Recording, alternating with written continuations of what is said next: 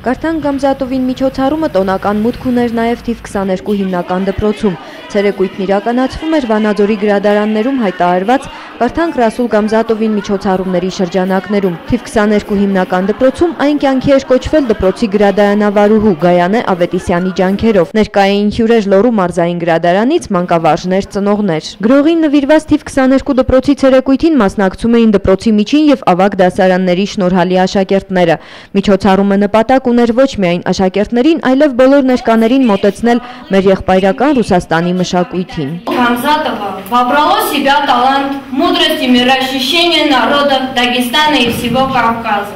Его произведения, пытавшие все ценное из жизненного опыта, обогатили российскую мировую литературу. Мы все умрем, людей бессмертных нет. И это все известно и не ново.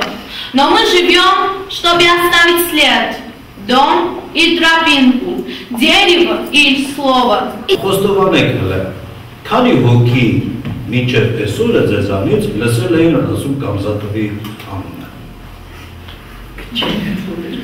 Մի քանի հոգի, չէ՞, իսկ այսօրվանից հետո բոլորը։ Ուրեմն ինչ է նշանակում, պետք է անենք, պետք է հիշենք, պետք է կարդանք, արտասանենք, պարենք եւ այլն, որ իմանանք այդ ազգի ներկայացուցիչը ով է, ճանաչենք ազգը, իմանանք լեզուն։ Եվ սա թող օրինակ ծառայի, որպեսզի բոլորն էլ նույն նվիրումով, նույն հոգատարությամբ, նույն ջանասիրությամբ աշխատեն եւ մեր բալիկները, մեր աշակերտները սրանով միմիայն ժողովրդասիրություն, միմիայն մարդասիրություն եւ հարգանք են ձեռք բերում մյուս ազգերի նկատմամբ։ Միջոցառման ընթացքում աշակերտները ներկայացրին ռուս մշակույթի զարգացման գործում իր լուրջ ներդրումն ունեցած գրողի կյանքը, գործունեությունը, стեղծագործությունը։ Ушли друзья, ушли невозвратимо.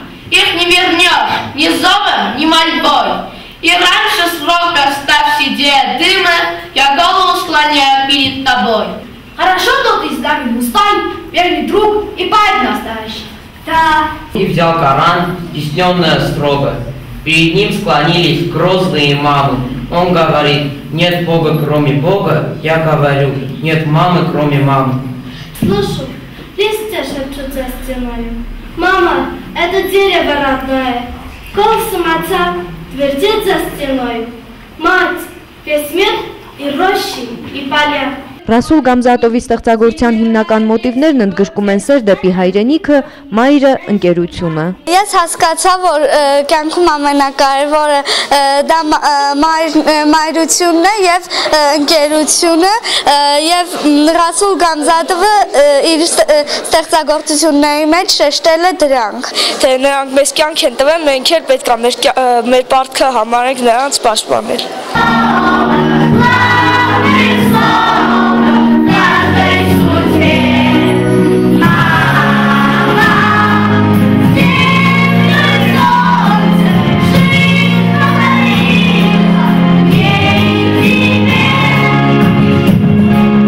Միջոցառումը լուրջ ուսուցողական նշանակություն ուներ։ Մեծ մասը, եթե ոչ բոլորը չէին ճանաչում այս հեղինակին, մի քիչ ոչ ճանաչված էր Հայաստանում Ռասուլ Գամզատովը, բայց շնորհիվ այս միջոցառման հաստատ իրենք շատ բան սովորեցին։ Ինքը մեծ բանաստեղծ է ու լավ մարդ։ Սովորեցի բանաստեղծություններ Ռասուլ Գամզատովից եւ ծանոթացա նրա ստեղծագործություններին եւ կենսագրությանը։ Ծանոթացա Ռասուլ Գամզատովի կենսագրությանը եւ ստեղծագործական կյանքին։ Այս միջոցառումը ինձ տվեց իմացություններ Ռասուլ Գամզատովի մասին։ Միջոցառումը համեմված էր ոչ միայն բանաստեղծություն բեմադրություններով ու երգերաժշտությամբ, այստեղ ներառված էին նաեւ բանաստեղծի ազգային պարերը։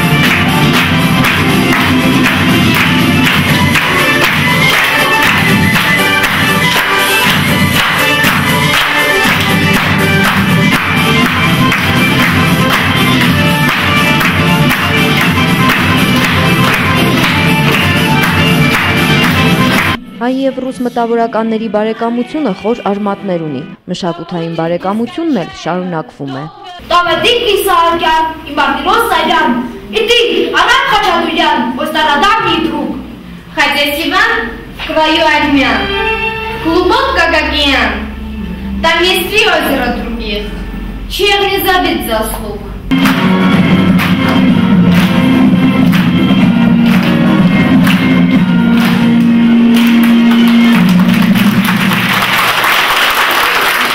Ինթերստանգերություն լուրեր։